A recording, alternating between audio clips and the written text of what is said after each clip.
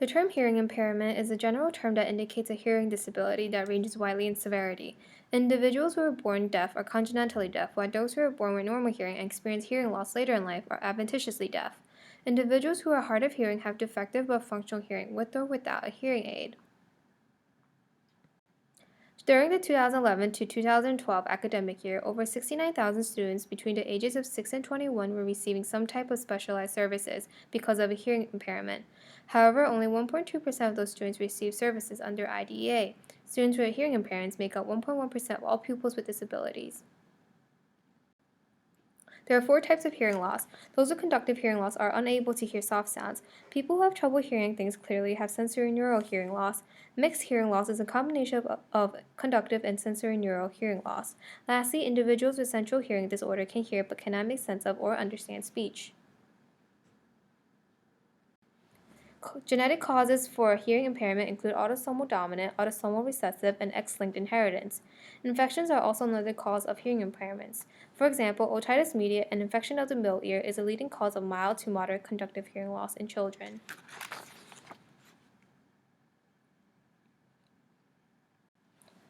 Abnormal development of the outer or inner ear structures can also cause hearing loss.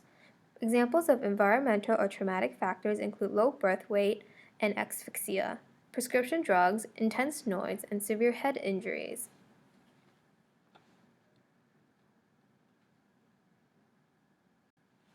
A basic hearing assessment is the pure tone audiometry, which determines the person's hearing threshold by presenting sounds at various frequencies.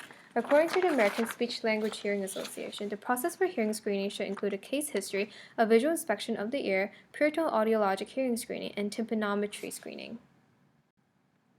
Children with hearing disabilities may have trouble with language development, but it does not negatively affect their cognitive abilities or level of intelligence. However, there is a strong correlation between communication skills and social and emotional development. They may have difficulty communicating with peers, making friends, and are at risk of social isolation and poor self-concept. A majority of children with hearing loss will have difficulty learning to use speech, which also affects their language and vocabulary development. Furthermore, students who are deaf tend to be low-achieving students since our educational system depends on speech and written language.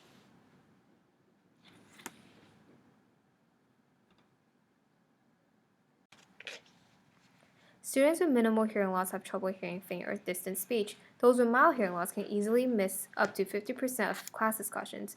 At a moderate level, a student could have limited vocabulary, imperfect speech production, and a tonal voice quality.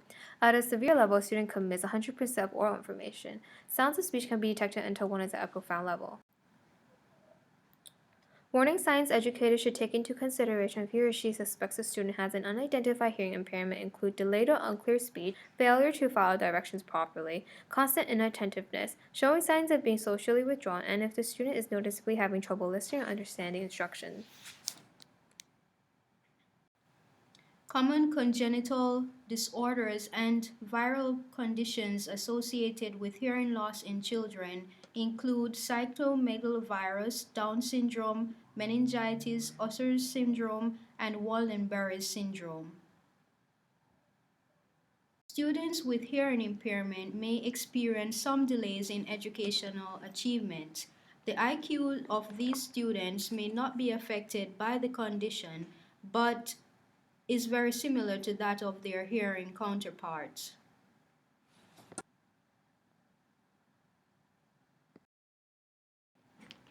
Findings suggest that intellectual development of people with hearing impairment is more a function of language development.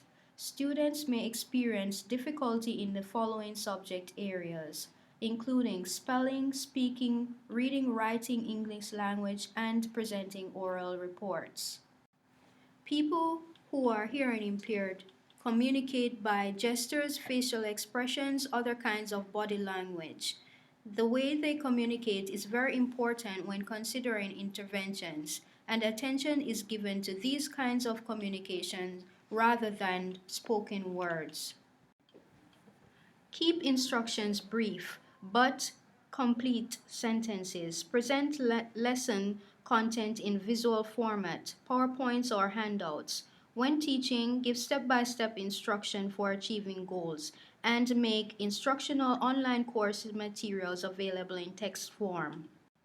Methods of communication include manual and total communication, referring to sign language, which is their primary language, finger spelling, interpreters, lip reading, and written communication, example, notepads and pencils.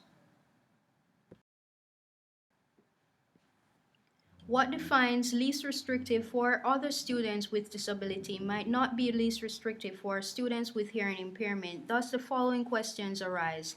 Can their peers communicate with them? Does the teacher have adequate skills in communication mode typically used by the child? Adaptations or accommodations in the classroom include promoting acceptance for your student. Be sure hearing aids and other amplification devices are used. Provide preferential seating, increase visual information, and minimize class noise. Use complete sentences, especially when communicating with children. This facilitates good language development. Speak slowly and clearly using an ordinary tone or volume, and do not shout because hearing aids make sounds louder. Technology tremendously benefits the lives of individuals with hearing impairment. Amplification systems include hearing aids such as cochlear implants, sound field systems, computer assisted instruction programs, and captioning technology.